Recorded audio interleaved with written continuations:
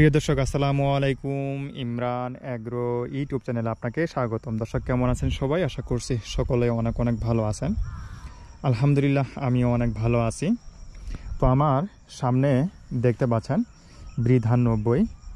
বৃধান 90 আজকে চারা রোপণের বয়স হচ্ছে আপনার 58 দিন। তো এই যে 58 দিন বয়স চারাগুলো মাশাআল্লাহ খুবই সুন্দর হয়েছে।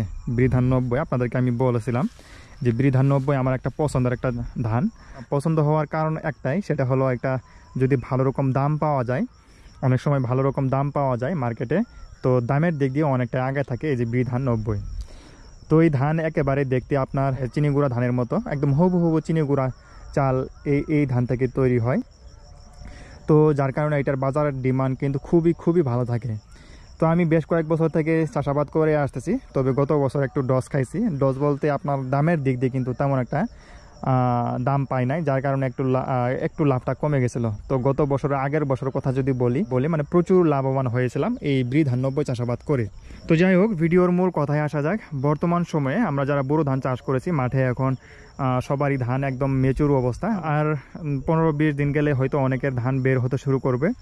তো এই সময়টাতে অনেকের ধানের জমিতে পাতা ব্লাস্ট লক্ষণ দেখা দিয়েছে।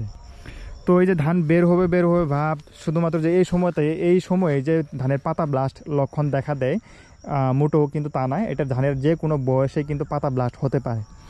তো পাতা ব্লাস্ট লক্ষণ দেখা দেওয়ার পিছনে একটা কারণ হলো আপনার জমিতে যদি পানির সংকট যদি দেখা দেয়, শুরু থেকে জমি রোপণ করেছেন, শুরু থেকে আপনার ধানের জমিতে পানির সংকট, প্রচুর খরা যাচ্ছে তবুও আপনি পানি দিচ্ছেন না।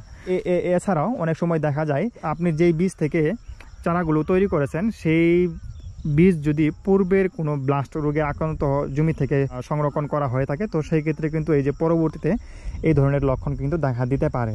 এছাড়াও জমিতে যদি রাসায়নিক সারের মধ্যে আপনার ইউরিয়ার মাত্রা যদি বেশি হয়ে যায়, সেই সঙ্গে যদি জমিতে পানি না দিতে পারেন, জমিতে পানি নাই, আবার যদি আপনার রাসায়নিক সারের মধ্যে ইউরিয়া সারের মাত্রাটা যদি বেশি হয়ে যায়, তো সেই ক্ষেত্রেও কিন্তু আপনার এই যে পাতা ব্লাস্ট কিন্তু লক্ষণ দেখা দেয়। তো এটা যদি সঠিক ব্যবস্থাপনা নেওয়া যায়, তাহলে কিন্তু এটার বিস্তার কিন্তু ঘটতে পারে না, এবং এটাকে জায়গা মতোই কিন্তু এটা দমন করা যায়। তো চলেন আজকের এই ভিডিওতে আমি আলোচনা করব কিভাবে এই পাতা ব্লাস্ট দমন করবেন এবং কি উপায়গুলো রয়েছে এই পাতা ব্লাস্ট দমন করার। আজকের এই ভিডিওতে আমি এই বিষয় নিয়ে আলোচনা করবো। আশা করছি পুরো ভিডিও জুড়ে সাথে থাকবেন, আর আমি ইমরান আপনাদের সাথেই রয়েছি। প্রাথমিক অবস্থায় এই যে পাতা ব্লাস্ট, এটার লক্ষণ কিন্তু খুবই সামান্য থাকবে। যেমন আমার পুরো জমিতে কোনো ব্লাস্টের লক্ষণ নাই, তারপরও আমার চোখ আসলে, আমি খুব খেয়ালে হাঁটি আমার জমিতে, প্রত্যেক দিনই হাঁটাচড়া করি, এবং প্রত্যেকটা দিন প্রত্যেকটা কর্নারে এবং প্রত্যেকটা চতুর্দিক দিয়ে কিন্তু আমি ঘোরাফেরা করি, সবসময় কিন্তু দেখাশোনা করি, যার কারণে এই যে অল্প একটা জিনিসই কিন্তু আমার চোখের মধ্যে ধরা পড়ছে। তো এই যে পাতা ব্লাস্ট অল্প জায়গা থেকে এবং অল্প করে কিন্তু শুরু হবে। এই যে দেখতে পাচ্ছেন পাতার মধ্যে 3টা কালো ছোপ দাগ পড়ছে, কালো দেখেন, এই যে ব্যাঙের চোখের মতো কিন্তু কালো দাগ পড়ছে।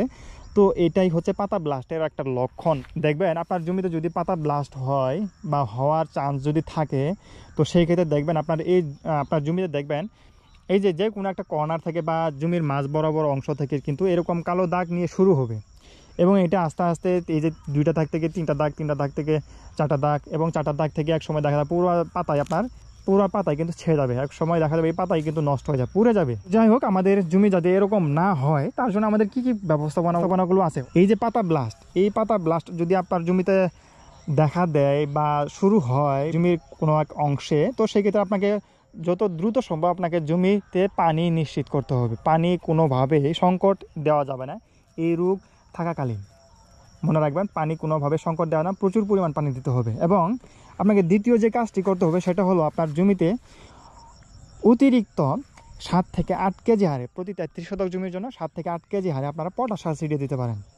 8 কেজি বা 10 কেজি, আপনার জমিতে রোগ যদি জায়গায় একটু বেশিও দেখান, তো সেক্ষেত্রে আপনারা 10 কেজি হারেও কিন্তু পটাশ সার ছিটিয়ে দিতে পারেন। জমিতে প্রাথমিক অবস্থায় পানি, এবং দ্বিতীয়ত হচ্ছে পটাশ সার নিশ্চিত করতে হবে।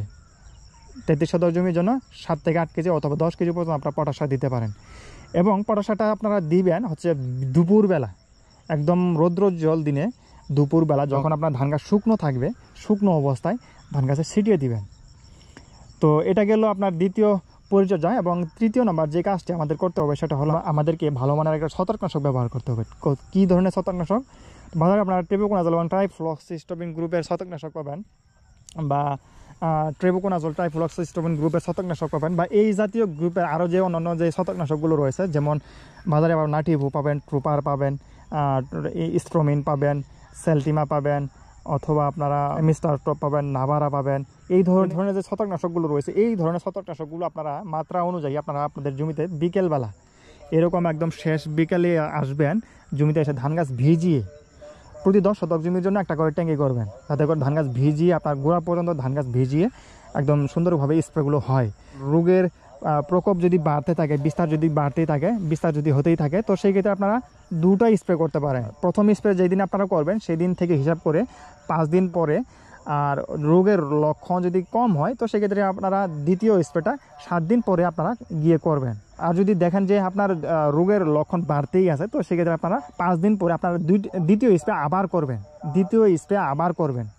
মনে রাখবেন, প্রয়োজনে আপনাকে 3টাই স্প্রেও করা লাগতে পারে যদি আপনার রোগের লক্ষণ বাড়তেই থাকে। তো এই ব্যবস্থাপনাগুলো কিন্তু আপনার নিতে হবে দ্রুত সময়ের মধ্যে, তা না হলে কিন্তু আপনার ধানের জমি একেবারেই নষ্ট হয়ে যাবে। এটা আমি আমার অভিজ্ঞতা থেকে বলতেছি। এই কাজগুলো করতে পারেন, খুব দ্রুত সময়ের মধ্যে রেজাল্ট পেয়ে যাবেন। এবং এই ধরনের সমস্যা দেখার পর যদি আপনারা ব্যবস্থাপনা না নেন, তো সেক্ষেত্রে কিন্তু আপনারা মারাত্মকভাবে কিন্তু আপনারা ক্ষতির সম্মুখীন কিন্তু হতে পারেন। তো যাই হোক, আশা করছি আপনারা বুঝতে পারছেন এই রোগের লক্ষণ, এই রোগের বিস্তার কীরকমভাবে ঘটে এবং কিভাবে আমাদেরকে দমন ব্যবস্থাপনা করতে হবে। আশা করছি আপনারা বুঝতে পারছেন। তো যাই হোক, এখন যারা ভিডিওটি কন্টিনিউ করেছেন অসংখ্য ধন্যবাদ। অবশ্যই ভিডিওগুলো শেয়ার করে দেওয়ার চেষ্টা করবেন। শেয়ার করে দেওয়ার মাধ্যমে আমাদের মতো যারা অনেক কৃষক ভাই রয়েছে তাদের কিন্তু অনেক ধরনের উপকার আসবে এই ধরনের তথ্যগুলো পেয়ে। তো অবশ্যই ভিডিওগুলো শেয়ার করে দেওয়ার চেষ্টা করবেন, এবং সেই সঙ্গে শেয়ার করে দেওয়ার মাধ্যমে আমাদের কিন্তু পরবর্তীতে ভিডিও মেকিং করা কিন্তু অনেকটাই উৎসাহিত কাজ করবে। তো যাই হোক, অবশ্যই ভিডিওগুলো শেয়ার করে দেওয়ার চেষ্টা করবেন। সেই সঙ্গে যারা চ্যানেলে নতুন অবশ্যই চ্যানেলটি সাবস্ক্রাইব করে দেওয়ার চেষ্টা করবেন, এবং যারা ফেসবুক পেজ থেকে ভিডিওগুলো দেখেন অবশ্যই পেজটি ফলো করে দেওয়ার চেষ্টা করবেন। তো যাই হোক, এখন যারা ভিডিওটি কন্টিনিউ করেছেন আবারও অসংখ্য ধন্যবাদ। দেখা হচ্ছে নেক্সট কোনো ভিডিওতে। পরবর্তী ভিডিওগুলো দেখার আমন্ত্রণ রেখে আজকে বিদায় নিচ্ছি। বিদায় পালা, আল্লাহ হাফেজ, আসসালামু আলাইকুম। ভালো থাকবেন সবাই, সুস্থ থাকবেন।